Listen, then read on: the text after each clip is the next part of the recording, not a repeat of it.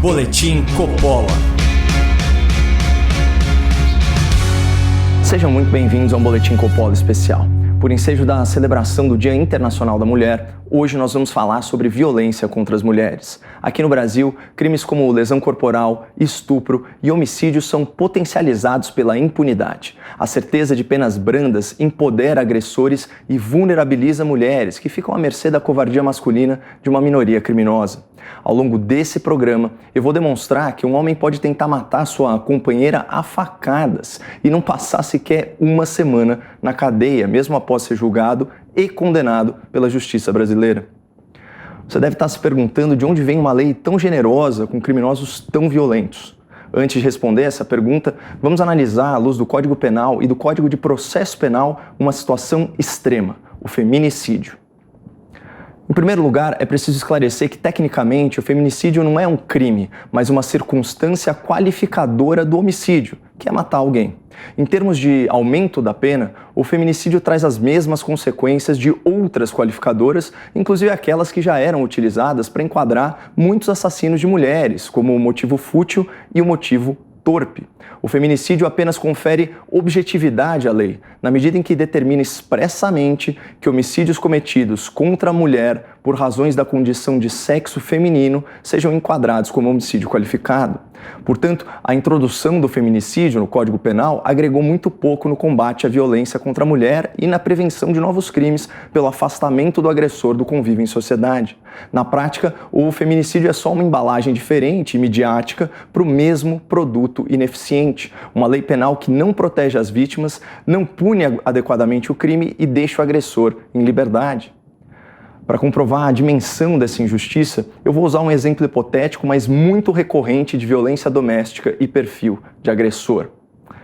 Imagina um homem agressivo, sexista e de péssima índole que enxerga suas eventuais companheiras como se fossem sua propriedade. Esse cara dá vazão às suas frustrações pessoais, prevalecendo da sua força física para ameaçar, para humilhar e para machucar as mulheres que cruzam a sua vida. Ele já tem esse comportamento há anos, mas é protegido pelo seu poder econômico, pelo medo das suas vítimas, pelos padrões psicológicos típicos de relacionamentos abusivos e, infelizmente, por certa tolerância social à violência e ao preconceito contra a mulher. Portanto, esse homem que a gente está falando é um agressor inveterado que já espancou várias das suas parceiras. Em outras palavras, esse homem já cometeu vários crimes e isso é fácil de provar numa investigação ou mesmo num julgamento. Mas aqui vem o primeiro absurdo da lei. Enquanto esse canalha não tiver uma sentença condenatória transitada em julgado, o que leva muitos e muitos anos, ele será privilegiado como réu primário. Ou seja, a lei penal não beneficia apenas quem cometeu um deslize uma vez na vida. Ela beneficia também criminosos reincidentes que foram pegos pela primeira vez. Bom, um belo dia, esse homem, que é um ciumento patológico, um cara inseguro, com baixa autoestima, chega em casa e, por qualquer pretexto idiota, desfere uma facada na barriga da sua mulher e foge em retirada. Os vizinhos ouvem a comoção e conseguem levar a vítima para o hospital. Por um milagre, ela sobrevive. Nos termos da letra fria da lei, todo esse sofrimento é enquadrado como uma tentativa de homicídio qualificada pelo gênero da vítima, ou tentativa de feminicídio, o que você preferir. No dia seguinte ao delito, o agressor comparece voluntariamente à polícia com seu advogado, desses defensores de bandido que só lutam pela defesa do direito de defesa e raramente aparecem ao lado das vítimas. Segundo esse advogado, o agressor denunciado é um cidadão exemplar, réu primário, sem antecedentes criminais, um pai de família trabalhador, com residência fixa, que agiu irrefletidamente sob impulso passional. O agressor confessa o crime e, posteriormente, é detido por ordem judicial. Isso porque ainda nos resta a prisão preventiva. Infelizmente, ela é revogada alguns dias depois por habeas corpus, uma vez que a defesa persuadiu o juízo de que as medidas protetivas concedidas à vítima não seriam violadas pelo denunciado. E eu sei que é bem chocante, mas a partir desse momento, esse cara nunca mais vai passar um dia sequer na cadeia. Chega o julgamento, o réu confesso obviamente é considerado culpado por tentativa de homicídio qualificado, mas o juiz aplica a pena mínima prevista, com a justificativa legal da primariedade do condenado e todas aquelas outras circunstâncias formais que o abonam. A pena mínima para homicídio qualificado, incluindo feminicídio, é de 12 anos de reclusão, mas esse é um caso de tentativa de homicídio, e crimes tentados têm sua pena reduzida de 1 a 2/3. Pela gravidade do crime, o juiz reduz o tempo de reclusão em apenas 1/3 para 8 anos. Ocorre que o artigo 33 do Código Penal estipula que réu primário com pena até 8 anos já inicia no regime semiaberto. O cara dorme na colônia penal, mas fica livre para trabalhar e praticar outras atividades da vida civil durante o dia.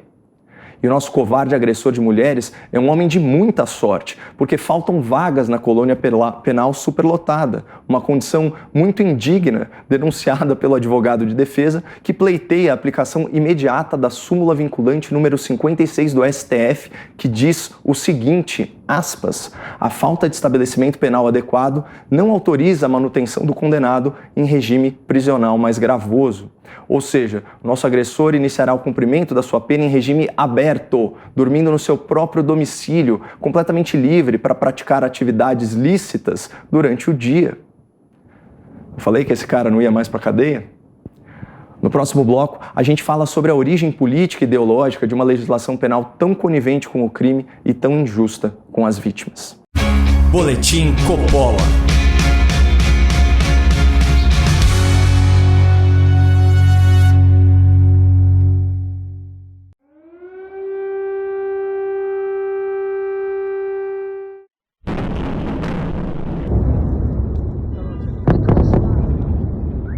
Sons que anunciam o início de conflitos intensos, mortes e destruição. O mundo entra em alerta.